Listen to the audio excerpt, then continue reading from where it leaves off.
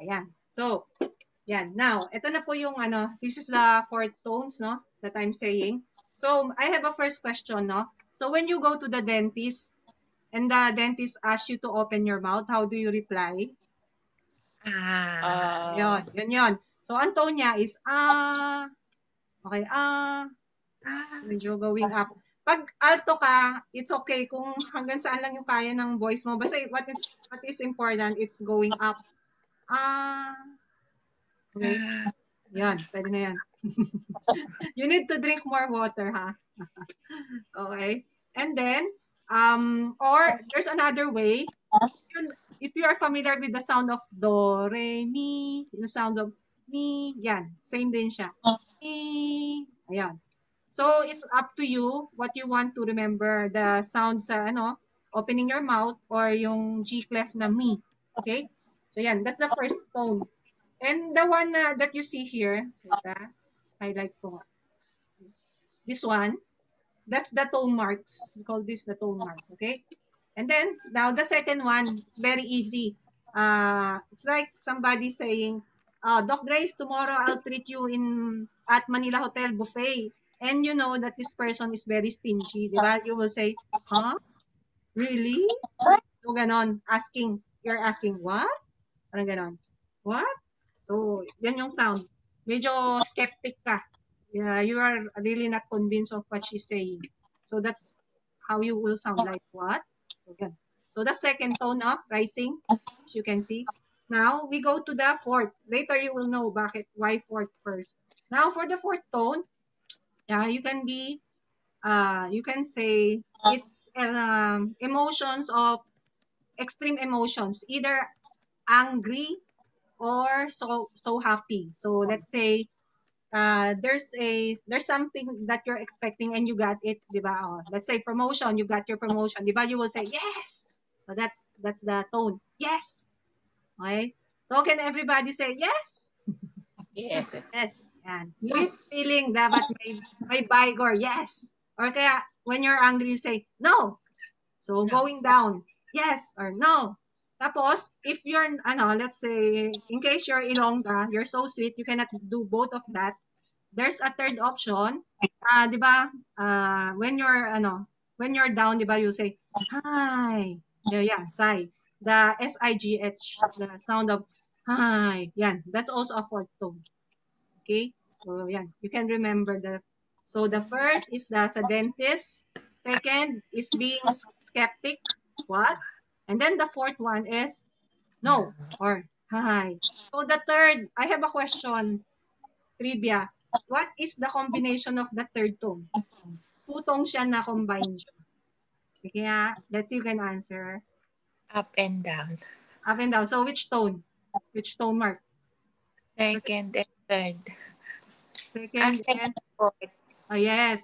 Very good, Rita. Tagal sumagot ni Teacher Grace at Teacher Celia. Okay. Yan. Ayan, no, V. Yeah. Tama. Kaya now you understand why I teach the second and fourth first. Because the third is combination of second and fourth. So the third is very easy. Can everybody say, well? Yeah, well. Yan. Yun. Very talagang well. Talagang maarte na well. Yeah, that's that sound of the third tone. Well. So, yun. Now, we will play a game lang na short one. I will be using the 5 vowels kanina, no? 6, actually 6. And you will guess, no? Unahan lang tayo. Let's see. Who will get, 3 points first. Okay, so I'll be asking, sige, 6 questions. First 3, that's the winner. Okay, so number 1, ito. Number 1 is, One. 1. Okay, how about the others? What tone's that? First, second, third, or fourth? For me, it's Okay. first. First, the other one's also first. How about Teacher Grace?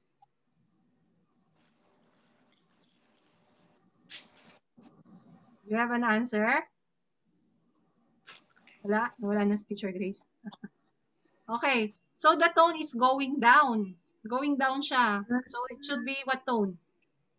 Fourth. Yeah. Fourth. Yung sorry. So what tone is that? Going down. So it's Fourth. yes, fourth. Okay? Sige, di ba? First trial. Second one. Again. Second. Second. Teacher Feli? Second also. Rin kayo. Teacher Grace? Disconnect ako. Disconnect ka? Na-disconnect ako. Yeah. What tone's that? First, second, third, or fourth? First. First. Okay, congratulations. Nobody got it. It's third tone. Down and up yun eh. Third, yung pag ganun. Down and then up, yeah. Okay, next. Ito.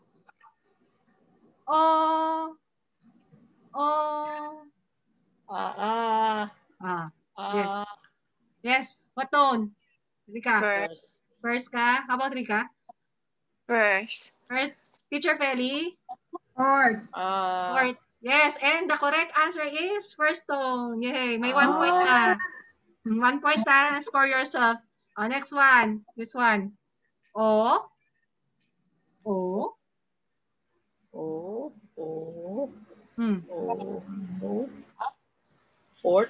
Fourth.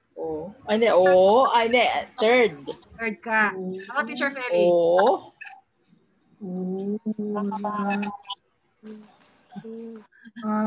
Third. Third. Rika? Second. Second. And the winner is Rika. It's second tone. Okay. Yan. Okay, next. Konti lang yan. Training. Train your ears. It's alright. This one.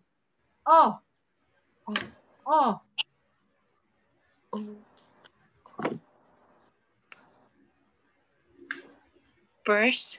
First ka. Teacher Feli? Second. Second. First. Okay, congratulations. The answer is fourth.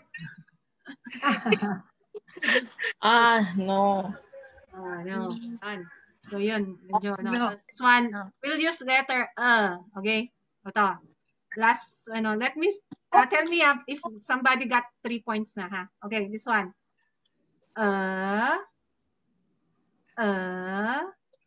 Third. Second. Second. Okay. Who else?